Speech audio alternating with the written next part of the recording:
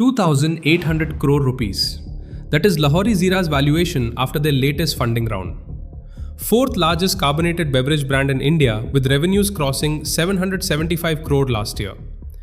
But here is one number that reveals why investors are betting big. 0. That is how many spare bottles Lahori Zeera has on any given day. They are always sold out.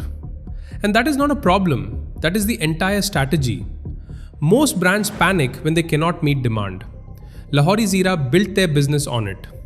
Co-founder Nikhil Doda admits they missed their 800 crore target this year.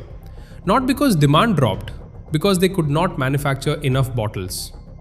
Their largest plant runs at 70% capacity, still sold out everywhere. Retailers know if they want Lahori, they pay 100% advance. No credit, no returns. This is not normal in India. Coke and Pepsi give credit. Campa offers 6 to 8% margins versus 3.5 to 5%. Lahori does neither, still moves 2 million bottles daily. Now here is where it gets interesting. That supply crunch is forcing them to do something brilliant. They are handing manufacturing to third-party bottlers. 4 signed already, 20 more planned in 2 years. The bottlers invest capital, Lahori supplies recipe and materials. 0 expansion cost.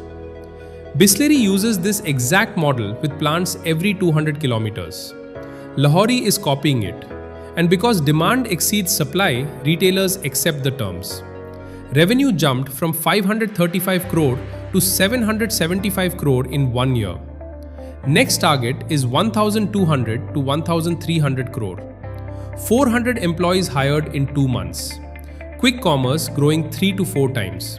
All while staying profitable at 10 rupees where Coke and Pepsi burn money. What looks like a supply problem is actually a weapon. Scarcity is not their weakness.